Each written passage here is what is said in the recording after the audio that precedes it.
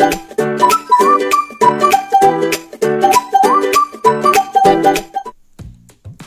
అండి, welcome back to Shri వంటగది. ఈ రోజు వీడియోలో నోరూరించే మిరపకాయ బజ్జీలు ఎలా ప్రిపేర్ చేసుకోవాలో చూద్దామండి. వాతావరణం చల్లచల్లగా ఉన్నప్పుడు మిరపకాయ బజ్జీని ఎలా వేసుకుంటే కనుక చాలా బాగుంటుంది అనమాట. ఎన్ని తిన్నా కడుపు నొప్పి రాదండి, చాలా టేస్టీగా ఉంటాయి. చాలా మంది మిరపకాయ బజ్జీల్ని రకరకాలుగా చేస్తూ ఉంటారు. ఒకళ్ళు అయితే 2 సార్లు ఫ్రై చేస్తూ ఉంటారు, ఇంకొకళ్ళు అయితే ఉత్తి పచ్చిమిరపకాయలు ఫ్రై చేస్తూ ఉంటారు. అలాంటి ఇబ్బంది లేకుండా మీకు ఈజీగా టేస్టీగా సింపుల్ వేలో ఎలా చేసుకోవాలో చూద్దాము. అలాగే ఇవి తింటే మనకి డైజెషన్ ప్రాబ్లం కూడా ఏం రాదనమాట.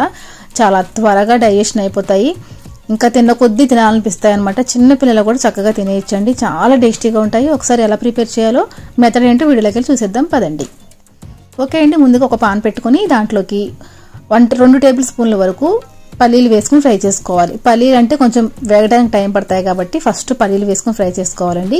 ఈ పల్లీలు ఫ్రై చేసుకున్న తర్వాత దీంట్లోకి ఒక 2 టేబుల్ స్పూన్ల వరకు నువ్వులు వేసుకుని ఫ్రై చేసుకోండి. ఇవి కూడా ఫ్రై అయ్యాక 1 టేబుల్ స్పూన్ వరకు పుట్నాల పప్పు ఉంటుంది కదా, అది కూడా వేసుకుని ఫ్రై చేసుకోండి.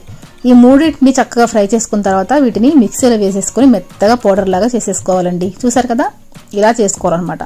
ఇప్పుడు ఈ మిక్సర్ని తీసుకొచ్చి మనం ఒక బౌల్లోకి వేసేసుకుందాం. ఇది ఎందుకంటే మనకి లోపల స్టఫింగ్ కోసం అన్నమాట. చూసారు కదా, ఇలాగ వేసుకున్న తర్వాత దీంట్లోకి కొద్దిగా ఉప్పు వేసుకుందాము టేస్ట్ కోసము. తర్వాత దీంట్లోకి వాము వేసుకోవాలి. చూసారు కదా, వాము 1 టేబుల్ స్పూన్ వరకు వేసుకోండి, టేస్ట్ అయితే చాలా బాగుంటుంది అనమాట. ఇలాగ వాము ఉప్పు వేసిన తర్వాత ఒకసారి ఇలా బాగా కలిపేసుకోండి. తర్వాత ఇప్పుడు దీంట్లోకి ఒక 2 టేబుల్ స్పూన్ల వరకు చింతపండు రసాన్ని వేసుకోండి. మీ దగ్గర చింతపండు రసం లేకపోతే నిమ్మకాయ అయినా కానీ పిండుకోవచ్చు, ఏం ప్రాబ్లం లేదండి. దీన్ని చక్కగా గట్టిగా పేస్ట్ లాగా కలుపుకోవాలన్నమాట. మరీ లూజ్ అయిపోతే మనం పచ్చిమిరపకాయలు పెడితే బయటకు వచ్చేస్తుంది అనమాట. అందుకని ఇలాగ థిక్గా పేస్ట్ లాగా కలుపుకోవాలి. చూసారు కదా, నేను వీడియోలో ఎలా కలుపుతున్నానో అలాగే కలుపుకోవాలండి. ఇలా కలిపేసుకున్న తర్వాత దీన్ని పక్కన పెట్టేసుకుందాము. తర్వాత బజ్జీ మిర్చి ఉంటాయి కదండి, అవి తీసుకోవాలి. చూసారు కదా, ఇవి చక్కగా ఉన్నాయన్నమాట. వీటిని నీట్గా వాష్ చేసేసుకుని ఇలాగా మధ్యలోకి నాట్లు పెట్టుకోవాలి. దీని లోపల సీడ్స్ ఉంటాయి చూడండి, ఈ సీడ్స్ మొత్తాన్ని తీసేయాలన్నమాట. ఈ మిర్చి మనకి ఎక్కువ కారం ఉండవండి, అందుకని గ్యాస్ ప్రాబ్లం అనేది రాదనమాట. చూసారు కదా, ఇలాగా తీసేసుకున్న తర్వాత దీంట్లోకి మనం రెడీ చేసి పెట్టుకున్న పేస్ట్ ని దీంట్లోకి స్టఫ్ చేసుకోవాలి. చూడండి, ఇలాగ చేసుకోవాలన్నమాట. నేను ఈ మిరపకాయలు చాలా పొడవుగా ఉన్నాయని ఎడ్జెస్ కట్ చేశానండి. చూడండి, ఇలాగ రెడీ చేసుకుని పక్కన పెట్టుకోవాలన్నమాట. ఇప్పుడు మనం ఇంపార్టెంట్ ఏంటి, పిండిని కలుపుకుందామండి. పిండి కలుపుకోవడం కోసం ఒక బౌల్ తీసుకుని దాంట్లోకి ఒక 2 నుంచి 3 టేబుల్ స్పూన్ల వరకు 2 నుంచి 3 గరిటెల వరకు పిండిని వేసుకోండి. తర్వాత దీంట్లో రుచి తగినంతగా ఉప్పు, 1/2 టేబుల్ స్పూన్ వరకు పసుపు, 1/2 టేబుల్ స్పూన్ వరకు వంట సోడా, 1/2 టేబుల్ స్పూన్ వరకు కారం వేసుకుని వీటన్నిటిని చక్కగా కలుపుకోవాలన్నమాట. చూసారు కదా, ఇలా కలుపుకున్న తర్వాత కొద్దిగా వాటర్ వేసుకుంటూ కలుపుకోండి. ఒకటేసారి వాటర్ వేసేసారనుకోండి జారుగా అయిపోతుంది అనమాట. అందుకని కొంచెంగా వాటర్ వేసుకుని మనం పిండి మనకి ఎలా కావాలో కన్సిస్టెన్సీ చూసుకుంటూ కలుపుకోవాలన్నమాట. ఒకటేసారి వాటర్ వేయొద్దండి. చూడండి, ఇలాగ కొద్దిగా వేసుకుంటూ మనకి దోసల పిండి ఉంటుంది కదా, దోసల పిండి కన్నా కొంచెం గట్టిగా కలుపుకోవాలన్నమాట. ఇలాగ పిండి మొత్తాన్ని చక్కగా ఉండలు లేకుండా చక్కగా కలుపుకోవాలండి.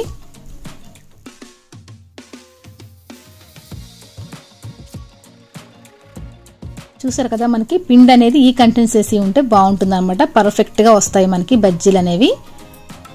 ఓకే ఫ్రెండ్స్, బజ్జీ చేయడం కోసం డీప్ ఫ్రైకి సరిపడగా ఆయిల్ని వేడి చేసుకోవాలి. తర్వాత ఇక్కడ ఒక ట్రిక్ చూపిస్తా చూడండి. మీకు మిరపకాయని ఇలాగ ముంచిన తర్వాత పిండిలోకి ఇలాగ మిరపకాయ డిప్ చేసి ఇలాగ గిన్నె అంచుకి ఇలా గీసేస్తే మనకి పిండి మొత్తం మిరపకాయ కంటుకోకూడదండి. మనకి పచ్చిమిరపకాయ అనేది కనిపించాలన్నమాట బయటికి.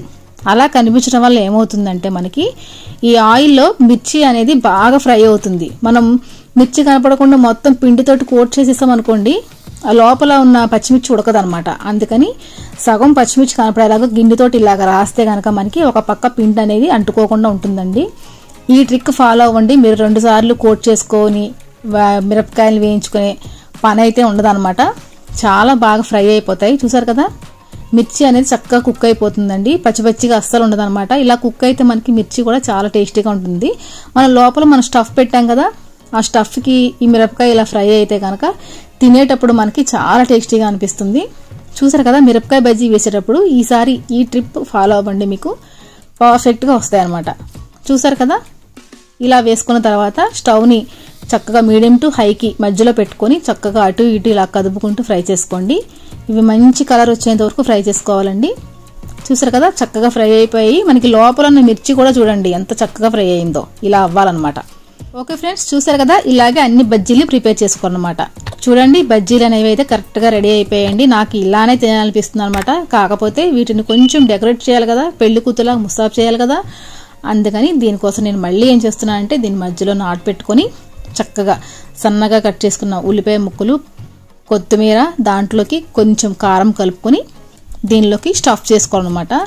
మీకు ఇంకా ఇంట్రెస్ట్ ఉంటే పల్లీలు కూడా వేపుకొని దీంట్లో స్టఫ్ చేసుకోవచ్చండి. నేను పల్లీలు అయితే వేయించలేదు, ఎందుకంటే పల్లీల పేస్ట్ని మనం పచ్చిమిర్చిలో స్టఫ్ చేసాం కదా, అందుకని వీటిని ఇలాగా కట్ చేసుకుని ఉల్లిపాయ ముక్కలు ఉంటాయి కదా, ఉల్లిపాయ ముక్కలు కొత్తిమీర రెండు కలిపేసి ఇలాగ మధ్యలోకి పెడుతున్నాను అనమాట.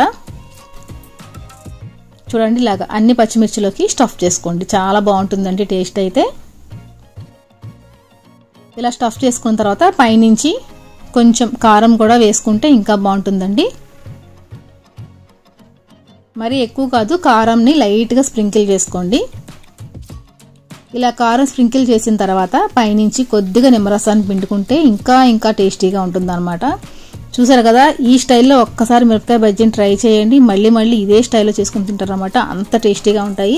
మీరు ఒక్కసారి మిరపకాయ బజ్జీ ట్రై చేసి టేస్ట్ చేసి ఈ మెథడ్లో మీకు నచ్చితేనే నాకు కామెంట్ చేయండి, ఓకేనా. చూసారు కదా మంచి వీడియో అయితే నేను మీకు చూపించాలనుకుంటున్నాను ఈరోజు. ఓకే ఫ్రెండ్స్, ఈ రోజు కనుక మీకు వీడియో నచ్చితే తప్పకుండా లైక్ చేసి షేర్ చేసి కామెంట్ చేయండి. అలాగే మన ఛానల్ని సబ్స్క్రైబ్ చేసుకుని పక్కన ఉన్న బెల్ ఐకాన్ ఆన్లో పెట్టుకోండి. థ్యాంక్ యూ ఫ్రెండ్స్, మరొక మంచి వీడియోతో మళ్ళీ మీ ముందుకు వస్తాను. అంతవరకు సెలవు, నమస్తే, బాయ్.